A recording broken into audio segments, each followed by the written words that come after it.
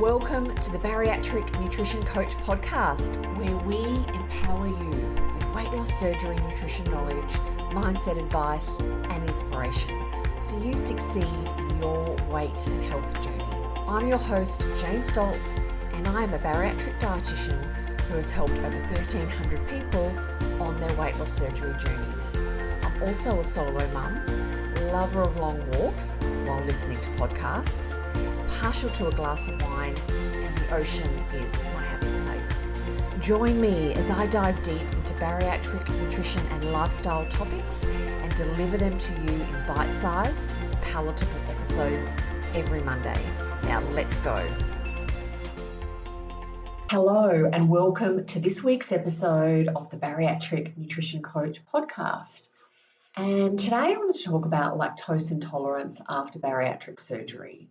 And it comes up quite often in people's weight loss surgery journeys, particularly in the early to medium days. And I'm going to talk a bit more about that. So some people, yes, had issues and didn't tolerate and digest lactose very well pre-surgery. And if that's the case, you may find things are even worse in those early to medium days post-surgery. And even other people had no problems with dairy foods pre-surgery. We get to post-surgery and there can be issues tolerating and digesting lactose. So let's take a little bit of a step back and talk about what lactose is and the difference between an issue with lactose and the protein in milk. Because there's really two parts of milk that can cause intolerances in people. This is just big picture. There's the lactose, which is the milk sugar, the carbohydrate component of milk. And I'm going to talk to you about what lactose intolerance can look and feel like. But the other part of milk that can cause people can have intolerance to is the protein. That's not what we're talking about today. We're definitely talking about, a form of lactose intolerance that for most people will go over time and disappear over time or greatly diminish over time. So let's talk about what you can experience if you aren't tolerating lactose very well. There's a range of symptoms people talk about experiencing. They can get gas, bloating, they can feel sick in the stomach, abdominal pain, and also going to the toilet, loose bowels. Because what's happening is there's not enough lactase, the enzyme. They're not producing enough lactase, the enzyme, to go into the gut and break down the lactose. So we need the lactase to break down the lactose, the milk sugar. And if it goes down your gut from small intestine to your large intestine with not digested, it causes these gastrointestinal symptoms. And you get the loose bowels, and it can be very uncomfortable, and people know about it, okay? So who can experience lactose intolerance after their bariatric surgery? Well, yes, if you've had a vertical sleeve gastrectomy, you can experience some lactose intolerance. But in my experience, people that have had a bypass are much more likely to experience lactose intolerance. And then there's the question whether it's true lactose intolerance after bariatric surgery if you didn't experience lactose intolerance pre-surgery. And let me explain why. Because when people develop some intolerance to lactose post-bariatric surgery, they're more likely than not that they will, I call it, grow out of it. And that's just my sense of humour, because a little baby tummy and it grows up, changes to your GI tract, everything settles down over time. And by 6 months, I find most people, things have improved greatly or resolved. So if you are in that first 6 months post-surgery and you're struggling with lactose intolerance, just know that it's most likely to be a transient challenge, or it lessens over time and improves. And what I mean by improve is that you can have more of a lactose-containing dairy food before you get symptomatic. And we're going to talk all about the foods that do contain lactose now and how you can get dairy into your diet, include dairy in your diet, even when you have some lactose intolerance. So let's talk sources of lactose. and we're talking about the food group dairy.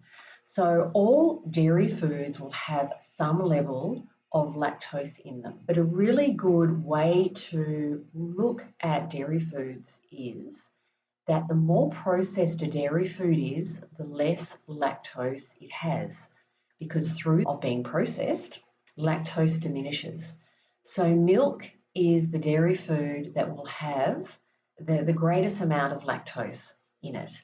And that's why people will say, Jane, if I have a glass of milk, not good at all, but I can tolerate cheddar cheese. I can tolerate a little bit of yogurt because those foods have had some processing to them. The milk has been processed to produce those foods, and they have lost the amount of lactose is lower. So you can have a bit more of that food before you reach that level of lactose that is going to cause symptoms. Think of your gut like a bucket. This is an analogy to think of. So your gut is like a bucket. So imagine your gut is like a bucket, and we put things in the bucket. We put lactose in the bucket, a little bit here, a little bit there, and it's only when your bucket starts overflowing that you get symptoms. And early to medium days after, up to that 6-month mark or roughly around there, after surgery, you've got a very small little bucket. So you can only have a little bit of lactose. You only need a little bit of dairy food with a little bit of lactose to start getting symptoms. But over time, your bucket becomes bigger, and we can have a little bit more lactose without being symptomatic, okay? So milk is often the food that we need to avoid or take out or replace for a period.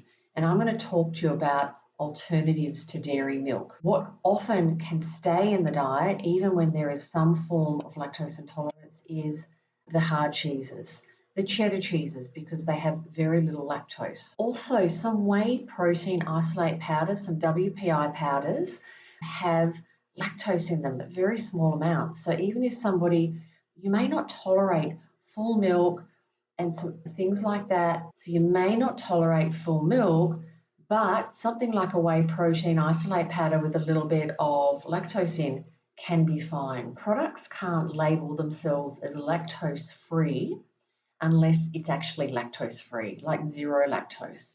But it can have a tiny bit, cause no issues to someone who's got lactose intolerance, whereas plain milk or even putting a little bit of milk in their high protein smoothie won't work, okay? So it might be that we are focusing in this period on getting some dairy into your diet that is more of the hard cheese, maybe a bit of yogurt that sits well for you and does not cause you to have symptoms. And the reason why we want to really focus on bringing some dairy in as much as we can without causing symptoms is because that's our main source of calcium in our diet. Yes, we can get calcium from other sources. Calcium from dairy is really well absorbed, and we really want to bring in sources of dairy into our diet that you can tolerate well. So a cup of milk's a serve, but let's say you can't tolerate that at this stage. 40 grams of cheddar cheese or a tub, like a cup, a YoPro tub type of sauce, a YoPro serve of yogurt. So let's look at what a serve of dairy looks like. If we're aiming for 2 to 3 serves of dairy a day, and we want to focus on the forms of dairy that are well tolerated, you can consider a serve 40 grams of cheese, a hard cheese, a tub of yogurt, so that might be a cup, or one of the single serves of, say, YoPro or Chobani. They are brands in Australia which are individual serves of high protein yogurts, or a cup of milk. But let's say we're not having milk. If you're not tolerating milk in this early to medium days, we're looking for 2 to 3 serves of dairy in the form of cheese or yogurt. And what can we do if we're not tolerating dairy milk? Well, we can look and explore non-dairy milk options. And there are lots on the market now. You can get soy milk, almond milk, rice milk. There's a range of non-dairy milks on the shelves. But I want to go through now 2 things to look for when you are choosing a non-dairy milk, because we can't just choose any non-dairy milk, or you might even think of it as a plant-based milk, and that could be considered a good substitute for dairy milk. We have to look at the label of the plant-based milk or the non-dairy milk to see that it's a good substitute for dairy milk. We are looking per cup of that plant-based milk to have at least 300 milligrams of calcium and at least 8 grams of protein. Okay, and this is really important because some of the almond milks, well, without being fortified with calcium and protein, your almond milks, rice milks won't have adequate calcium and protein. Soy milks will have a good amount of protein, but they need to be fortified with calcium. Now tell me, is this you? You have had your bariatric surgery and you're feeling lost, you're lacking support and you don't know what to eat and when. Or you may have noticed after your surgery, your hunger and cravings have started to return and you are scared you won't reach your goals. You may have had some weight regain and you want to stop the weight regain and lose some more weight. You may be pre-surgery and you want support to be fully prepared for your weight loss surgery journey. If any of these sound like you, then listen up. I have developed my Bariatric Nutrition Bootcamp just for you. My coaching program provides education, coaching and community for people getting ready for their weight loss surgery and at every stage after their surgery. There are 4 key areas that I focus on with my clients in my Bariatric Nutrition Bootcamp. One is the bariatric nutrition basics. You will learn what and how to eat so you feel satisfied, reach your protein and fluid goals, and have less cravings, and know how to manage your hunger in the future. Meal ideas and meal planning. You'll learn to plan meals and snacks that you like, so you have great options on hand when it comes time to eat. Also, we focus on mastering weight regain habits, identifying any habits that are stopping you from reaching your goals and create manageable strategies to get back on the straight and narrow so you can manage your weight for the rest of your life. And also, I focus with my clients in my Bariatric Nutrition Bootcamp on learning to trust your body and food. Start to enjoy your food again by relearning to listen to your body cues so you have less guilt and improve your relationship with food and your body. If you are ready to maximize your weight loss surgery results, feel confident in your journey, and be led with support and expert guidance, then the Bariatric Nutrition Bootcamp is for you. If you would like to know more about my coaching program, check out the link in the show notes. So just to recap, we are looking for 2 to 3 serves of dairy a day. And if you can't take a dairy milk, we can definitely use a plant-based milk as a milk substitute for a period. And if you like it, you can continue on it. But we want to make sure it has at least 300 milligrams of calcium and at least 8 grams of protein per 250 mils. So I've meandered my way through the topic of lactose intolerance after bariatric surgery. And it definitely throws up a challenge for many people, especially when it takes a little bit of time to work out what's really going on. If you didn't have issues with dairy or lactose pre-surgery, it may not be on your radar to be watching out for it post-surgery. And it's certainly not everyone that has an issue with lactose post-surgery, but it can happen. But please know that it's not always forever and it gets better. And we want to work with your level of lactose intolerance to build as much great low-fat dairy into your diet, because dairy foods are a wonderful source of protein. They can be really high satiety. They can really add great variety into your diet and use in recipes and give you the really much needed calcium. Also, please note, even if you are having 2 to 3 serves of dairy a day, that does not mean that you do not need to take your calcium after bariatric surgery. So we ask you to take multivitamins, we ask you to take calcium. People say, Jane, I eat enough dairy foods, everything's fine, I don't need to take my calcium. We still require and request you take your calcium because after you have bariatric surgery, your GI tract changes, how you absorb and utilise your nutrients changes. So please keep taking your calcium even when you're getting adequate dairy. And if you have parked to the side dairy milk because it was causing issues in the early days, you may want to, down the track, challenge yourself.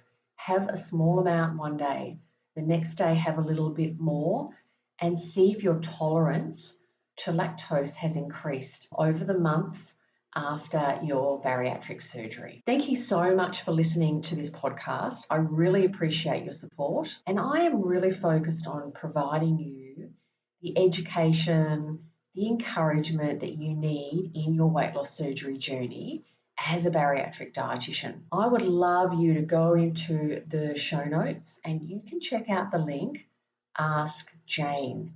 And this is a fairly new link, Ask Jane, and it's where you click on the link and you can put in your first name and then a question or a topic that you would like me to talk about in a further episode on this podcast. I would love your questions and topic suggestions, and I take them very seriously and I appreciate them. So I'd love you to pop in there and give me some ideas of what you would like to listen to, because I can come up with ideas all day, but I want to hear from you which ideas or which topics you really would love me to talk about that I haven't covered yet. So thank you so much for your support, for getting to this point in my podcast, and I really look forward to being back in your ears next week. Bye for now.